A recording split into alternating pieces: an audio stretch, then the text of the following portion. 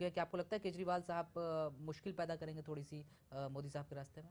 देखिए, ऐसा है कि एक छोटा सा कंकर भी अगर कहीं पड़ा हो आपके रास्ते में, अगर वो भी अगर आपके पाँव में चुभ जाता है तो आपकी आह निकल जाती है। तो केजरीवाल साहब ने तो ये बात दिखा दी है भारतीय जनता पार्टी को कि मैं आप लोगों के सिर पर बैठ सकता हूं, चाहे वो दिल्ली हो चाहे वो केंद्र हो। अगर केजरीवाल साहब की कुंडली का अध्ययन करें तो डेफिनेटली गुरु की महादशा लगी हुई है। गुरु की महादशा, मगर गुरु इस वक्त केजरीवाल जी नीच बैठा हुआ है, मगर सूर्य की महादशा नरेंद्र मोदी जो है उनके ऊपर बहुत ही अच्छी लगी हुई है, मगर सूर्य में उनकी अंतर्दशा शनि की लगी हुई है। इसलिए उनको सुरक्षा का विशेष ध्यान रखना है। नरेंद्र मोदी को कहीं भी किसी भी तरह का, जितनी भी सिक्योरिटी एजेंसीज हैं उनकी अवहेलना नहीं करनी है, क्योंकि शनि और राहु और मंगल इस वक्त इकट्ठे बैठे हुए हैं। अब अगर हम बात करें नरेंद्र मोदी और अरविंद केजरीवाल की, तो अरविंद केजरीवाल डेफिनेटली कहीं ना कहीं भारतीय जनता पार्टी को एक धक्का देने में कामयाब हो सकते हैं, मगर नरेंद्र मोदी की सूर्य की महादशा जो है उनको भारत का प्रधानमंत्री बनाने में कामयाब हो सकती है और उनको रोक नहीं सकती।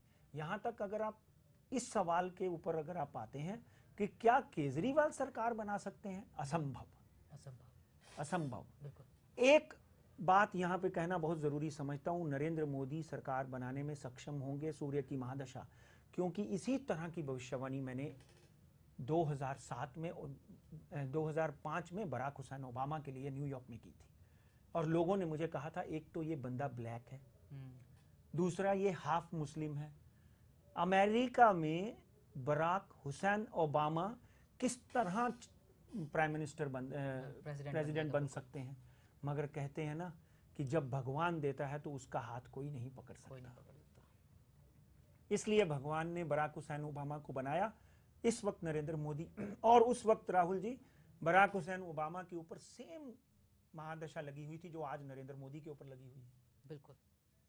इसलिए सूर्य की महादशा में सूर्य की तरह चमकते हुए नरेंद्र मोदी इस देश के प्रधानमंत्री बन सकते हैं।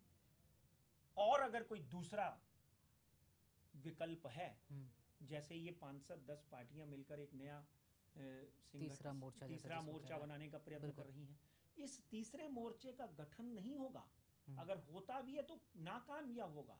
किसी की टांग गोला चक्र से बाहर होगी, किसी का मुंह बाहर होगा, किसी का नाक बाहर होगा। अगर कहीं इस पूरे झंझट में अगर कोई आदमी या एक कुंडली निखर कर बाहर आती है तो वो है बहन मायावती जी। कुमारी मायावती जो है उनकी कुंडली नजर आती है कि अगर कभी भारतीय जनता पार्टी को 220 सीटें मिलती हैं तो वो सरकार बनाने में कामयाब हो जाएगी। 272 का आंकड़ा है, फिर वो कहीं ना कहीं से अपना जुगाड़ कर लेंगे। 220 225 के ऊपर अगर आते हैं, और अगर इसके बाद अगर भारतीय जनता पार्टी 180 190 के ऊपर रह जाती है तो Congress will support Mayawati and bring some more parties, जैसे कि मायावती है, ममता बनर्जी है, तमिलनाडु की जयललिता जी हैं। तो ये 5-7-10 लोग मिलकर मायावती बहन को कहीं ना कहीं एक एज दे सकती हैं, क्योंकि ये बात भूल जाइए कि नरेंद्र मोदी का सिक्का यूपी में चल रहा है। नरेंद्र मोदी का सिक्का यूपी में चल सकता है, मगर उससे ज्यादा बहन मायावती को सीटें मिलेंगी, भारतीय जनता पार्टी को नहीं, क्योंकि बीएसपी ने उत्तर प्रदेश का उद्धार किया है। आज लोग अखिलेश से या मुलायम सिंह से बहुत नाखफा हैं, उनसे खफा हैं। मायावती को लोग वापस चाहते हैं। अगर आज मायावती बहन खड़ी हो जाती है तो डेफिनेटली वापस वो, आप तो उत्तर भारत से आपको पता होगा, वापस आकर जीत जाएंगी, वो वापस मुख्यमंत्री बन जाएंगी। मगर उनके जीवन काल में 2031 तक एक बार प्रधानमंत्री बनना देखा हुआ है।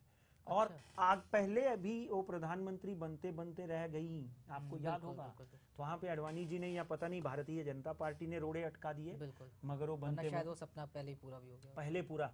तो अब जो है वो सपना अगर नरेंद्र मोदी का पूरा नहीं होता है तो बहन मायावती का सपना पूरा होते हुए दिखाई देता है, इस बात में कोई दो राय नहीं।